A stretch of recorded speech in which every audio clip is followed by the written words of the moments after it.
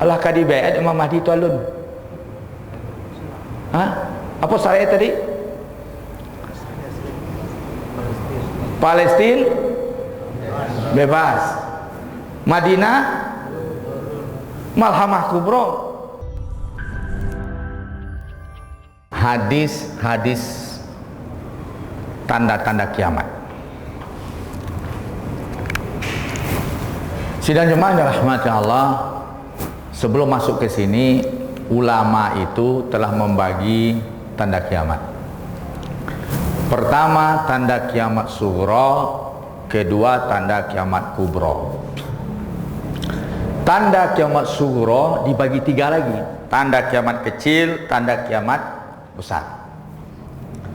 Tanda kiamat kecil waktunya panjang. Tanda kiamat besar kalau sudah terjadi berurutan. Sudah mulai satu dengan munculnya Dajjal. Imam Mahdi tidak termasuk tanda kiamat kubro. Dia adalah pengantar setelah dia masuk tanda kiamat kubro. Nah, tanda kiamat sughra itu terbagi pula kepada tiga. Pertama, tanda yang telah terjadi. Kedua, tanda yang sudah terjadi dan akan berlangsung terus. Ketiga, tanda yang belum terjadi. Contohnya apa? Yang sudah terjadi, Nabi mengatakan, saya diutus, saya ini sebagai tanda kiamat. Nabi sudah datang. Kehadiran Nabi sebagai tanda kiamat. Nabi sudah datang, sudah terjadi. Saya dengan kiamat seperti ini, dekat. Kemudian ada tanda yang sudah terjadi dan berlangsung terus. Apa itu? Tanda pemimpin yang zalim, ya. Di tanda-tanda pemimpin yang zalim, orang miskin kaya dan lain-lain. Yang seperti itu jangan dianggap berhenti, dia akan terus ada. Nah, ini penting nih fikihnya seperti itu. Ya. Pertama tadi sudah terjadi, berlalu sudah. Yang kedua sedang berlangsung dan terus menerus. Ada dalam hadis bahwasanya lantaku masa'ah hatta matan nasu fujatan, tidak terjadi kiamat melainkan manusia mati mendadak. Jumlah wanita lebih banyak daripada laki-laki. Yang belum terjadi apa? Tanda kiamat sughra. Sungai Efrat mengeluarkan emas. Sidang jemaah, ada tiga itu yang harus kita pahami. Setelah itu kiamat kubro. Kiamat kubro, tanda kiamat kubro itu kalau sudah berlangsung mulai berurutan, waktunya lebih pendek daripada sughra. Maka sidang jemaah yang dirahmati Allah, kita ketika ketemu hadis-hadis itu, kita harus tahu.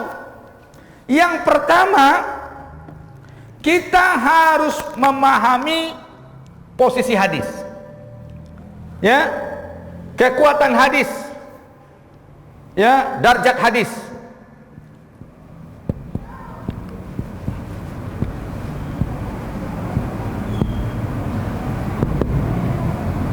Darjat hadis. Harus tahu kita hukum hadis. Makanya tadi seperti hadis tuh ada Sufyani yang saya katakan itu heboh dulu tuh, mencela-cela Saddam Hussein. Ternyata hadisnya apa? Lemah.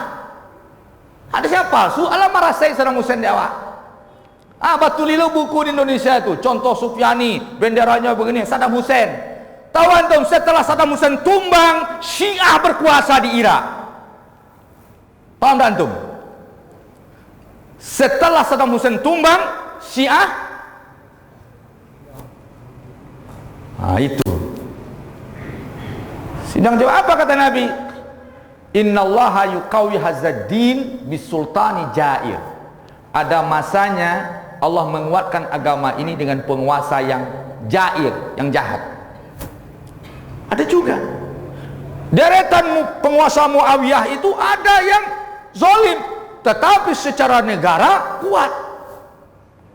Daripada dapat orang soleh, negara tumbang. Sidang jemaah yang dirahmati Allah, secara kita dalam sistemnya, ini soleh pribadi apa salah sistem? Terus tahu kita. Nah, itu nanti kajiannya fikih politik namanya. Ambo pertama-pertama kok mengaji fikih politik, antum curiga aja, maka saya enggak. Ya enggak, banyak aja orang yang curiga kok. Ya, sudah tahu. Yang kedua, harus paham kita maqasid hadis, kandungan hadis. Apa namanya? Matmun hadis.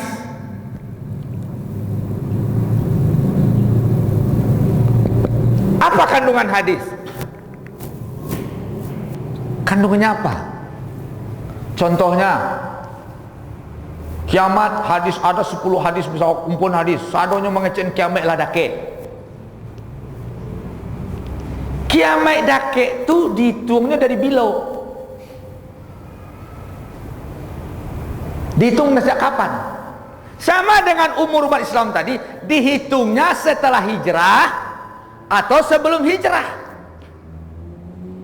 Kalau dake dalam kalimat itu, datang orang dari Jakarta kamari kapai ke Bukit Tinggi, mampir di Masjid Mujahidin, tanya ke jemaah, Pak, ambo kapai ke Bukit Tinggi, dari mana Pak? Dari Jakarta. Saya mau ke Bukit Tinggi. Bapak dari mana? Dari Jakarta. Iya Pak, saya mau tanya, ini Bukit Tinggi masih dekat apa jauh? Kalau dia datang dari Jakarta, nanya Bukit Tinggi ke kita di Kota Padang, jawab kita jauh apa dekat? Dekat. Ini syakul kalam dalam memahami hadis. Terus sidang jemaah, makanya dalam hadis yang mengatakan saya dengan kiamat itu diutus seperti ini, kata Nabi itu sudah dekat itu, ada ulama mengatakan bahwasanya ini adalah isyarat tidak ada pembatas Nabi, tidak ada yang menyela, yaitu kehadiran Nabi dengan kiamat. Tidak ada lagi Nabi yang lain, tidak ada umat yang lain, tidak ada periode yang lain, yaitu setelah umat Nabi ini berjalan terus sampai kepada kiamat. Itu maksudnya, bukan hitungan tahun. Paham? Lagi paham? Sidang jemaah yang dirahmati Allah, ini dia. Maka contoh, secara sejarah, orang-orang yang memprediksi kiamat sejak dulu selalu gagal. Ada yang berhasil? Ada yang berhasil?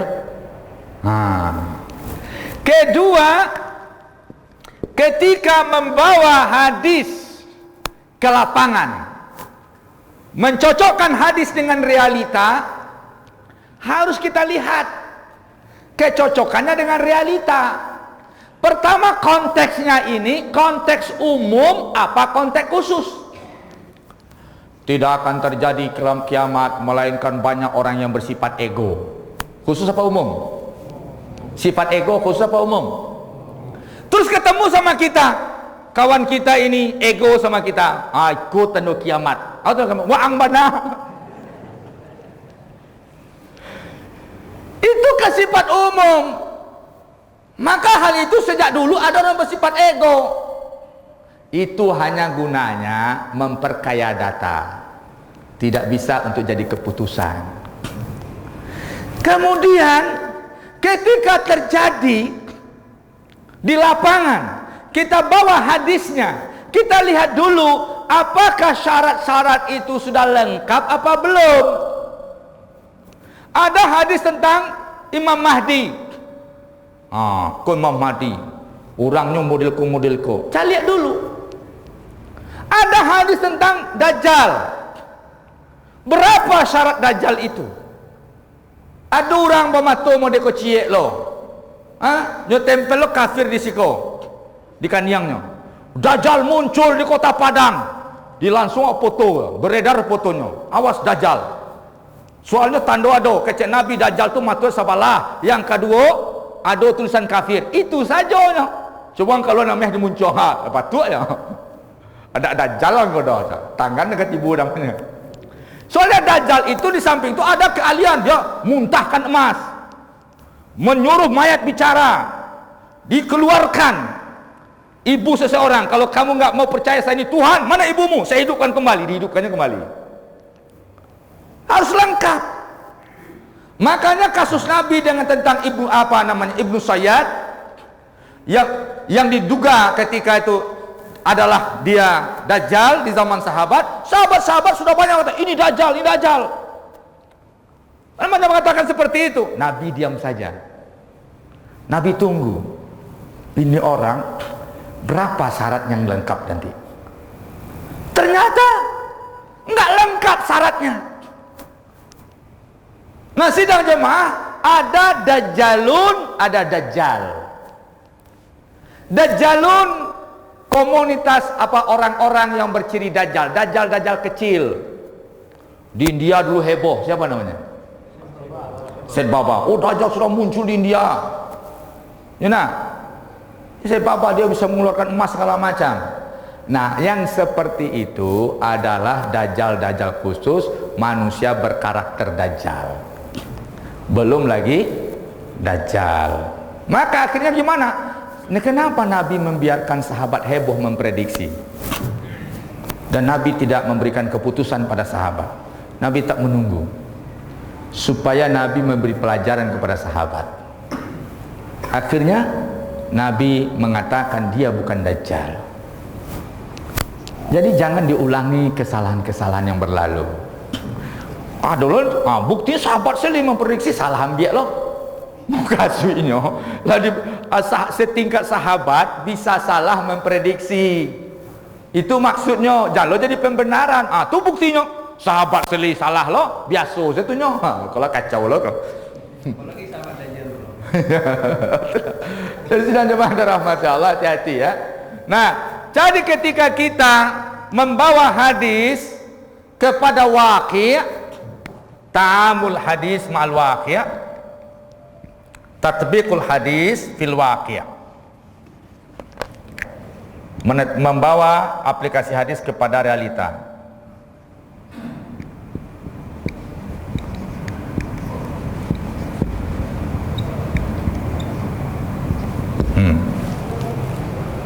Harus kita lihat ini sudah sempurna apa belum? Benar gak itu yang dimaksud oleh hadis? Jadi yang terbaik itu seperti sikap Nabi. Datang Ibnu Sayyad, Nabi diam saja. Nabi wait and see. Yang berikutnya, yang keempat, menelaah hadis itu, memahami hadis sesuai tuntunan ulama. Pasti hadis itu sudah jadi pembicaraan ulama sebelumnya, maka rujuk ila ulama, rujuk ila al-ulama al-mu'tabar, ulama yang bisa kita pedomani. Cari referensi. Kok tersia-sia sih? Ala dipupuh halo, kok bawa akidah kok? Kok cerita akidah? Jadi lihat referensi ulama dulu. Wa ma qaulul ulama fi. Tadi yang sengaja mau kutip ulama-ulama itu gunanya takut ya menangan. Di antara ulama apa tadi hukumnya? Hukumnya apa? Ada yang menghukum kafir, ada yang menghukum kahin. Sidang jemaah kesimpulannya karajawa selah karajawa.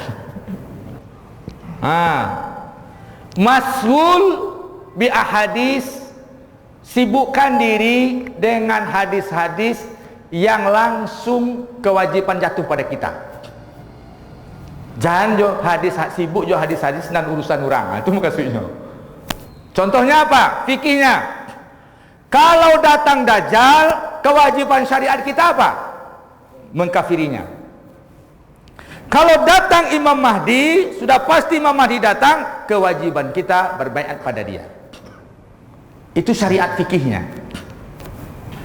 Kalau turun Nabi Isa, gabung dengan dia. Itu fikihnya. Kalau datang Ya'juj dan Ma'juj, ikut menyelamatkan dia dan memerangi dia. Kalau ada. Terus kapan kiamat? Alam sampai dalam YouTube. tentang bantahan. Oh Pak Ustaz, aku awak kata 5 minit pada tanya batanya mau simpulkan capek. Punah Pak. Sudah saya jawab tentang Imam Mahdi yang mau dibaiat, kemudian Dajjal sudah mau turun. Ambo nak mengecek lama lah, tapi alun lai. Pembantahnya hadis Nabi, riwayat Ibnu Abi Syaibah, hadis sahih. Umranu Baitul Maqdis wa khurabu Yasrib. Sukses dan berjayanya Baitul Maqdis Palestina, bebas Palestina. Itu yang pertama. Kedua, khurabu Yasrib, mundur Madinah. Sekarang apa yang terjadi? Madinah yang mundur atau ya apa? Palestina. Lah bebas Palestina. Tuh. Terus wa khurabu Yasrib wa zuhuru malhamah kubra. Ketika Madinah mundur, muncul malhamah, perang malhamah kubra, perang besar-besaran muslim non muslim. Di malhamah kubra, muslim kerjasama dengan barat Nasrani memerangi Parsi. Parsi itu Syiah Iran, kerjasamanya kalau Parsi itu dengan komunis, blok barat dengan blok komunis. Maka Iran sampai kini kerjasamanya dengan komunis. Di Suriah dengan komunis. Syiah itu banyak kerjasama dengan komunis. Maka di berbagai negara Syiah itu kalau masuk politik sama partainya dengan partai komunis. Di negara-negara Syiah tuh acok gabung sa partai jo komunis. Berarti bloknya blok mana tuh? Blok Parsi. Perang menang, umat Islam kerjasama dengan Eropa. Setelah menang, ndak doro mengengkal kita lo lagi. Perang kemudian setelah Parsi kalah, terjadilah perang antara Islam dengan Eropa. Ketika sedang kalah itu ada yang berteriak Dajjal sudah muncul. Itu dia, Dajjal sudah muncul. Akhirnya umat Islam berhenti, kembali balik karena takut rumahnya dimasuki Dajjal. Setelah itu sidang jemaah, terjadi Fathul Konstantiniyah. Fathul Konstantiniyah di Turki. Nah, ketika itu ada dua versi. Versi pertama, perang tidak pakai senjata, hanya dengan kalimat takbir. Runtuh bangunan benteng tempat musuh-musuh Islam bertahan. Runtuh, tumbang ke laut, dan berbagai macam keadaannya. Umat Islam menang. Setelah itu Dajjal muncul. Setelah Dajjal muncul baru Imam Mahdi. Jadi sidang jemaah, kira-kira Allah kadi bayat Imam Mahdi itu alun. Apa syariat tadi?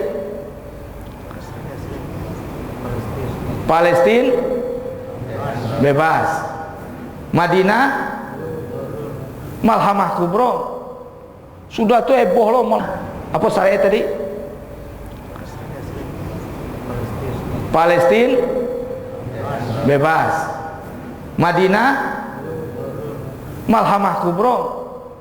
Sudah tu heboh loh malhamah kubra, perang tanpa teknologi. Alah. Cari hadis. Dan cerita orang wadangan. Kalau cerita orang wadangan kena olah wak. Nah, acok kena olah wak. Sila hadis. Dalam hadis dikatakan, kata sahabat Ibnu Mas'ud, perang yang tidak pernah kalian saksikan sebelum ini. Maka ulama mengatakan kalau perangnya perang pakai kuda, tidak pakai teknologi, itulah biasa zaman sahabat tuh. Tidak mungkin Nabi mengecek perang yang tidak pernah kalian saksikan. Tidak melintas hewan udara di tempat lokasi perang, melainkan mati. Apa maksudnya itu? Lewat di udara tuh, teknologi itu tidak ada. Kau nak teknologi perang pakai kuda. Ambo berang bana mencaliannya. Aktivis Mario Pajaba kudo. Urang parang jo teknologi, awak jo kudo. Bilo kamandang awak, fikih kanai. Tahu nak? Enggak paham fikih, enggak paham istinbat hukum fikih. Ayat wa miribatil khail. Kuda-kuda yang tertambat artinya apa? Kendaraan-kendaraan perang yang siaga, itu maksudnya istinbat hukumnya itu. Bukan kudo. Kalau perang wajah kudo gini, orang perang di Bukit Tinggi, awak kaja aja kudo, tiba di Bukit Tinggi, kudo lah latih. Awak kakak perang, tiba sini aja latih. Sudah tu rumpui nak lado. Jam 3 kudo pasimpuah. Kira-kira apa perang awak? Bandang kalah. Fikih kan ini. Jadi harus paham kita menyikapi apa pesan fikih dalam riwayat itu. Paham. Kita sibuk di mana apa kuda-kuda, apa tak tertarik mencari ada. Kalau kau jadi aktivis baraja membawa pesawat, baraja membawa motor, kalau perlu kapalo ke bawah kaki kata. Tak kicuh musuh ditembak kapalo ke kaki kan naik. Ina harus pandai wak. Kini kau era teknologi. Tuh perang je kudo, je panah aku. Kalau memanah lah lewat orang awak hebatnya. Orang awak memanah dete kudo dalam perhentian. Menembak dete. Orang nama kajo je lepek piti, itu nama menembak dete kudo. Jadi kalau masalah ini orang kita lebih hebat. Ajo Andre nala meninggal tu, nyoba cerita kan. Kecenya NASA memanggil orang utusan ke bulan, ke antariksa. Dipanggilnya orang suku tertentu di Jawa. Sekuang ada proyek apa tu? Ke bulan, bara anggaran 250 lah. Tu banyak orang. Diambil 50 lah, 200 orang rumah ambo. Tu bali rumah segala macam sampai. Jadilah tawaran kedua. Masuklah celai suku lain Jakarta. Bara Matuhi. Tu banyak orang. Diambil 250 untuk rumah ambo 250. Pakai kata. Tiba orang Diaman. Sika perwakilan Minang Diaman. Bara 2.500. Bagus banyak mana? Yo, ambil dapat 1,000. Dia pun dah pada tawaran dah. Ambil dapat 1,000, dia pun 1,000. 5 tiga ke orang Jawa. Sudah dia kata. Saya faham. Bagus banyak mana? Bagus di rumah tu yang minta. Ambil dapat 1,000. Orang ni gitu. Supaya lolos proyek kau, dia pun 1,000. Tinggal motor, agak kurang Jawa tadi je. Suruh dia kata.